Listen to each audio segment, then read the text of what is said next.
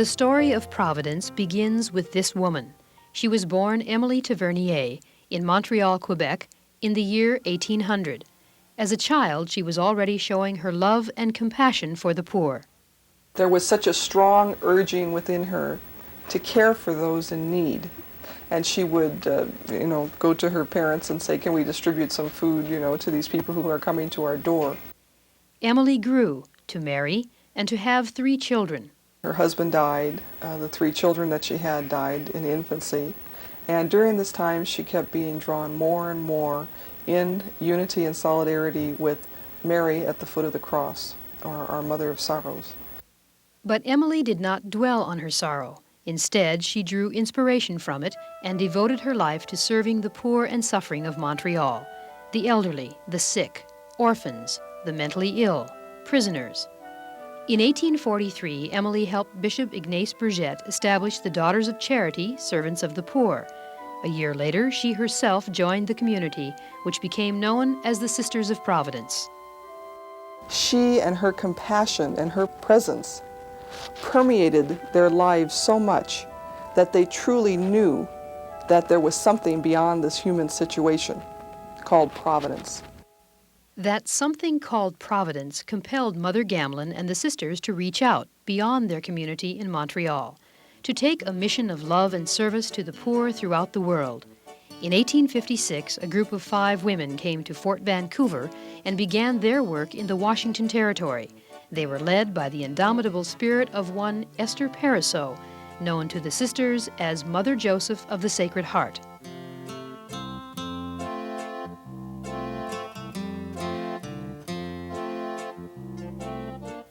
The sisters who came from Montreal had responded to the call of the bishop of the territory, a territory rugged and newly settled. Bishop Blanchette called them to the civil and Christian education of the young, as well as the care of the poor and the sick. Mother Joseph and the other sisters went to work, caring for orphans, Indian children, boarding students, the elderly, the homeless, the sick, and the mentally ill. Often there wasn't enough money to help these people. At those times, the sisters would travel throughout the territory, begging and bargaining for the resources they needed to carry out God's work. Mother Joseph is known as the Northwest's first architect. In 1873, she designed and built Providence Academy, Vancouver, hand-carving the ornate altar herself.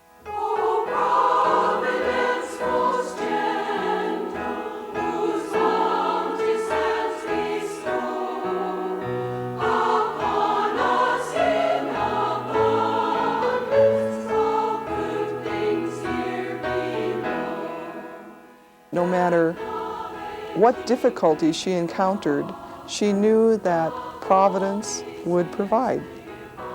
And she so believed in that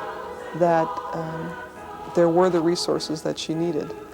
Before she died in 1902, Mother Joseph had established 29 institutions, pioneering education, health care, and social services in the West.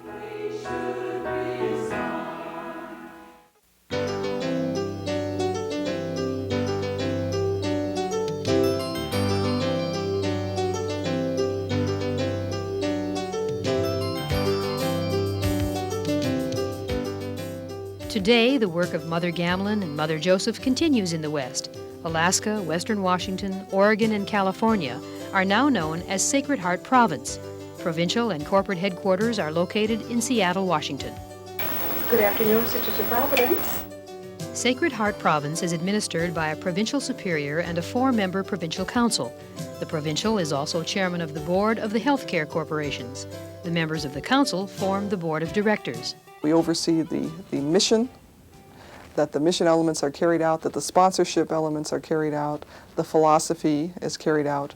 The day-to-day management of the corporation is delegated to the president of the corporation and his staff. The buildings are a place where the work is carried out, but by themselves they're not, they're not what the Sisters of Providence are about. It really is the people. It is people taking care of people. And without that, the buildings, the equipment, they're sort of cold. I mean, you have to have those, and we think quality care is influence, but quality is compassion. Quality is many things more than just technology and a nice building. I know that you are thinking of going home today. If there's a sort of an underlying value, it's love, which translates into respect for people, and the belief in the inherent dignity of each person, respect for life. And I think it all stems from that sort of fundamental value that they love people and that they're carrying out Christ's work.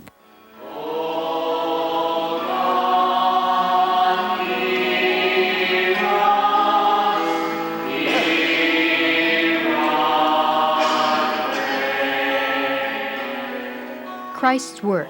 It was to love and touch the hearts of everyone, but especially those who were poor, sick, lonely, outcast. He healed them, cared for them, and taught others to do the same.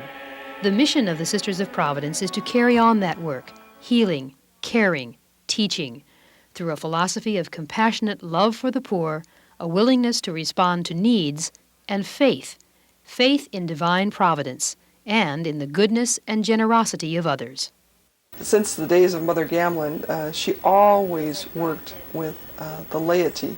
She always called those around her who could bring both the human and material resources to carry out the works of Providence. The sisters have never worked alone.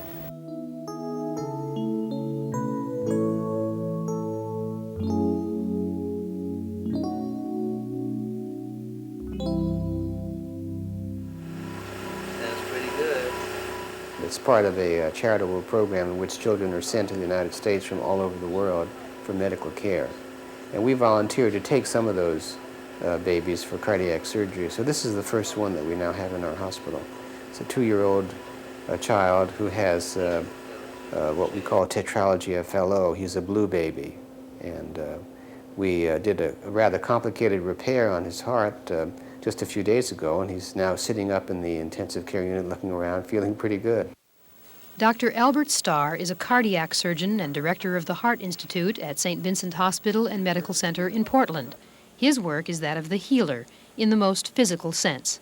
The technology and expertise available at the Heart Institute make it a renowned center for prevention, diagnosis, and treatment of cardiovascular disease.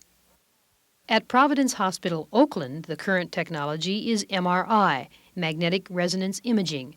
Administrator, Sister Donna Taylor.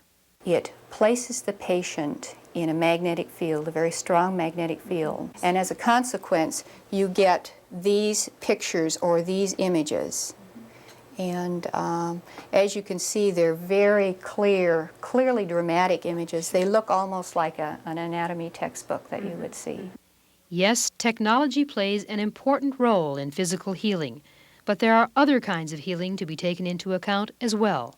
Even though it's high technology, we must always be very sensitive to the patient and to the impact that that kind of technology has on the patient, the feeling of, am I a person, this huge equipment overshadowing me?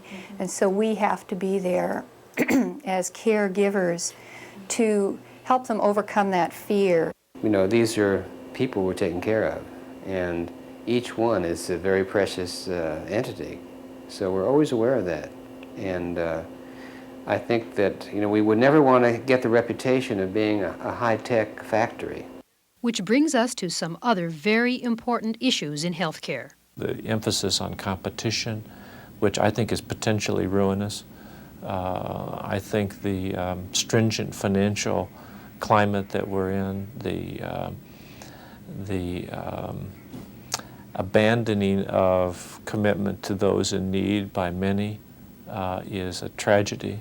I think whether Catholic hospitals and systems survive could very well be determined in the next 5 to 10 years on how we deal with competition, how we keep our values of compassion, and whether or not we become a prophetic advocate for the poor, for justice in our society. And I think we have to develop programs that really serve people who are not going to be profitable to our system, but who simply have needs. Being healthy means meeting more than just physical needs. Sometimes our minds and hearts need healing too. So you're feeling some anxiety as well, huh, during the day?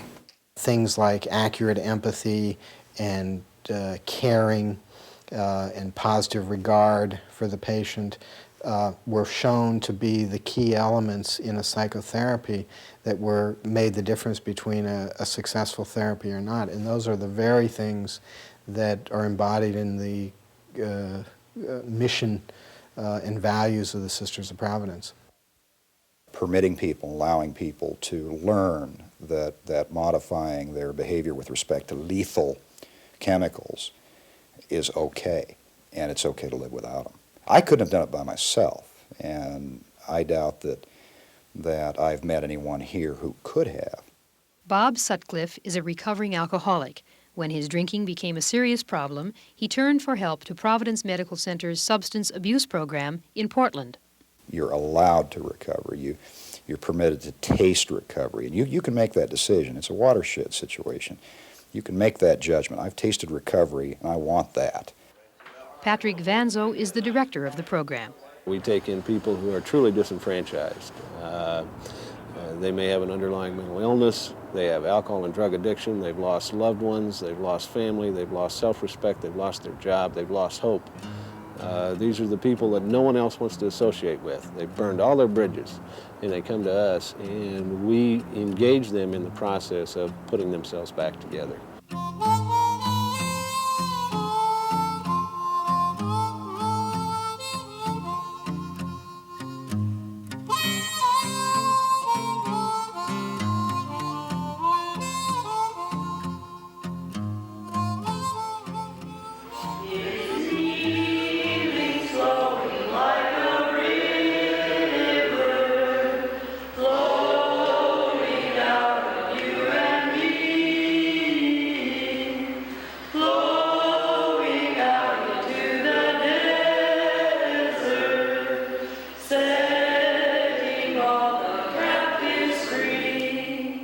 Sister Joan Campbell has a healing ministry at San Francisco's Bryant Street Jail, a ministry to heal the human spirit.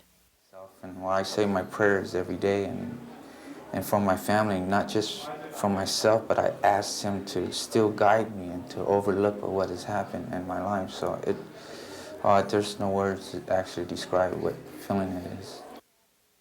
The Old Testament reading there is saying, I have you in the palm of my hands, Jerusalem. No matter what goes wrong or whatever, our Lord always has us very close to Him. I would hope that they would be able to cope with their situation and that I could help them cope with whatever it is. But I also like to help them try to look at whatever patterns of behavior have gotten them where they've gotten and look at their own personality and their gifts. And the longer you have to work with somebody, the more you can try and enable them to connect with themselves and see their own potential and see their own uniqueness.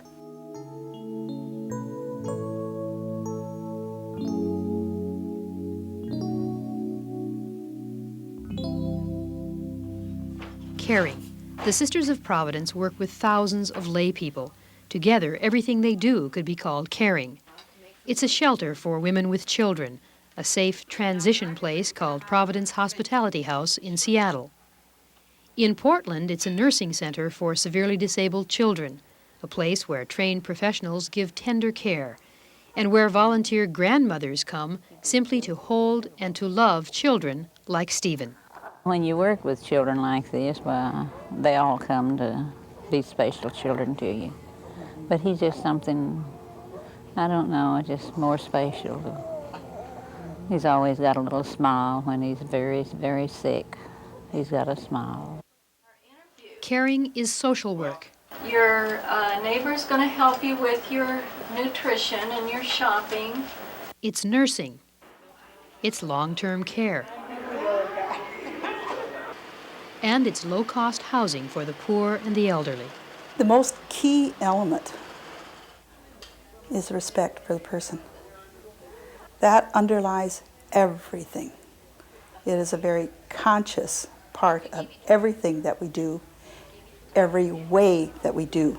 It's hard to know, to be convinced that we're loved by God unless we have some self-respect. They make you feel like you belong here, that it's like home. It's a feeling of home. Caring is parish ministry in Medford, hospice, home health care in Yakima, a free clinic in Chehalis, helping victims of sexual assault in Everett. There's so much darkness in the world. I mean, people get lost in that darkness, and I think what we do here is effectively bring light or goodness into what is otherwise a really horrible, horrible situation. Once again, caring is simply Christ's work, love and compassion for the sick, the lonely, the poor, the outcast, especially the outcast. They've been told to go out and die by society. You're not expected to live. There really isn't any hope, or if there is, it's around the corner. The fact that someone does care. When a child gives a flower to its mother, the flower is of no intrinsic worth. It's the caring, the love that matters. Robert Colburn has been diagnosed as having acquired immune deficiency syndrome, AIDS. The disease is believed to be incurable. Those who have it are, in many ways, treated like the lepers of Jesus' time, feared and shunned. The caring and love that matter so much to Robert are, in part, found here, in a small inner-city garden. I've always had a garden. I had the prize garden on the block as a kid, and I've missed it for 15 years. So it was coming back home, so to speak, to do a garden again. Coming here is like coming home to lots of people, because you see the garden is in the backyard of a very unique house, Regina House, a food and clothing bank run by Providence Medical Center in Seattle. Sister B. Laframboise, who coordinates programs at Regina House, says some donated food and produce from the garden are set aside for an AIDS support group. I think it's the idea of the community of people helping another community of people. And it's the compassionate care, and doing it because we really want to out of our heart, and also because there is a need. Regina House meets the needs of a broad community of people. Here you go. There's turkey drumsticks today. All righty. Okay. Thank you very much. All right, we'll see you. And sometimes I have people that come to the door asking for food, and I say, I really don't have any food, but maybe one can of beans or something.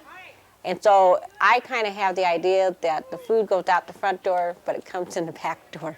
And sometimes it's just barely getting in the back door and out the front door. So I really trust in Providence. Yes, the sisters believe Providence provides not only things like food and clothing for the needy, but also the willing, joyful help of lay people, volunteers, who make this kind of caring possible. It makes you really feel good. All of us, every single one of the 8 that I know that come over here twice a month, 4 times a month, that's the way we all feel. It really, it's a lot of grace that we receive. Caring means every life has value, so newborns enter the world as gently as possible in the warm, loving environment of birthing rooms at Providence hospitals. And when life gets painful or difficult, or when it nears its end, there should be a loving place to be as well. One of those places is Providence House in Anchorage. In Alaska, patients and their families sometimes come very long distances from what's called the bush. Providence House is a place for them to stay during prolonged periods of medical treatment. If you've ever had someone who's really sick in the hospital and had to travel for treatment, it's very upsetting. It disrupts the whole family life, and we try to keep things as normal as possible and as home-like, and try to promote that loving and caring. There are diaries in the guest rooms at Providence House. When she was manager there, Carol Atkinson thought they might be a comfort to those who came to stay. It makes them feel at home. It makes them realize that there are others who have problems much worse than theirs. Sometimes it's the person with the worst problem in my way of thinking who comes to me and says, I thought I had problems until I stayed here. Hi, Ginger. How are you? To be with people in times of crisis, not to do, not to talk, just be there, make yourself available, then let people use you as they wish. I don't go there to preach, I don't go there to pray, I don't go there for anything. I just bring the Lord and myself. By the way, I always ask God to walk in a room ahead of me. Sister Louise LaBelle follows God's footsteps at Providence Hospital in Oakland. Her footsteps are those of another caring ministry, pastoral care. So many times I think you reach the body through the heart and the soul of a patient, and that's where we come into the picture. I think it's so important to the recovery of our patients. I firmly believe in what I do.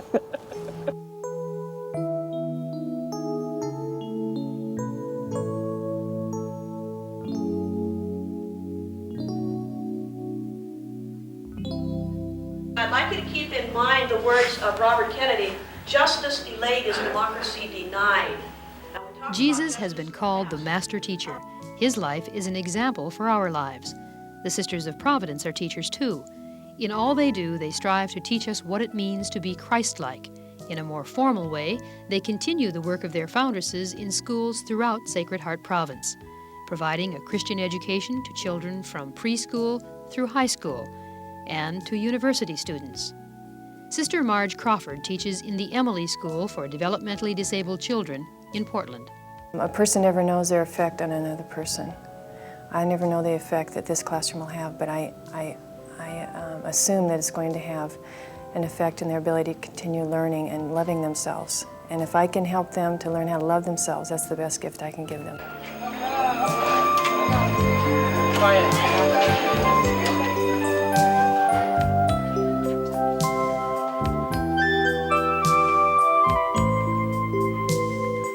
I still prefer the Catholic schools, partly because everybody's so close and there's an atmosphere of community and family that I really turn to sometimes because it helps me with the pressures of schoolwork and everything.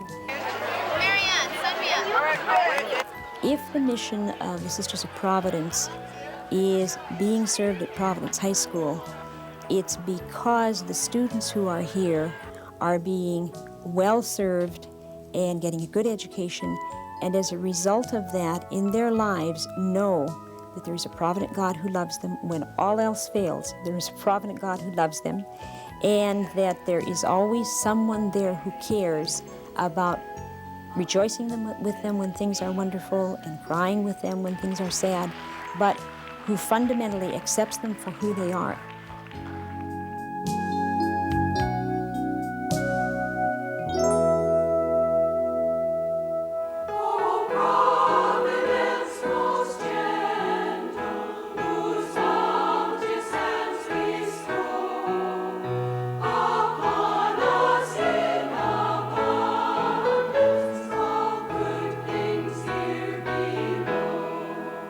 Healing, caring, teaching. On their 25th and 50th anniversaries as Sisters of Providence, individual sisters celebrate lives of commitment to a mission of service. They restate their vows at a Jubilee celebration. Other sisters, friends, family join in this special time, sharing in the Jubilarians' recommitment to God. I, Carla Montanti, wishing to renew my consecration to God and to become a servant of the poor, willingly make anew to the divine majesty the perpetual vows of poverty, chastity, and obedience, under the authority of the Superior General and according to the constitutions of the Institute of the Sisters of Providence. The Sisters of Providence really do believe that a provident, loving God is everywhere. The Sisters of Providence are women who are not afraid.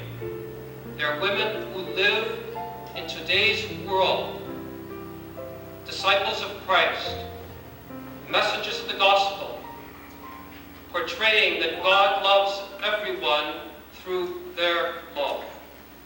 The vision the sisters have portrayed and built upon has been shared with others as well, the laity. For increasingly it is lay people who are called to share the sisters' mission, to know that the church truly is all of us. All of us are called to carry out and to be providence to others. I think that we have to keep reflecting on what that means. Every individual who comes through the clinic is personally important, and so we treat them gently, thoughtfully, lovingly, if you will. They are, like we are all, children of God. But just to see someone come in really upset and emotional, and then the next morning or a few days later just beaming, they found a job or their kids in school, and just to have something accomplished and to have a place to come to call home. Your demeanor has a lot to do with that. whether you're, if you come in grumpy or if you're, smiley and cheerful to the person, that means a lot. No matter what you're doing, it is important to care. If there is something spilled on the floor, whether there's a janitor around or not, somebody might walk along and slip, fall, hurt themselves. It's not going to hurt me to stop and mop it up. I work here. That's my job. Who wants to walk down First Avenue and reach out a hand in friendship to people that are homeless, people who don't have jobs? It's just not the in thing to do. But Mother Gamlin saw past that, and she says, we are going to do this. And that's what I identify with. Even if the order, if you will, were to disappear, they have a belief, a feeling, has certainly been implanted in us. And we can continue to carry that on. And I shall.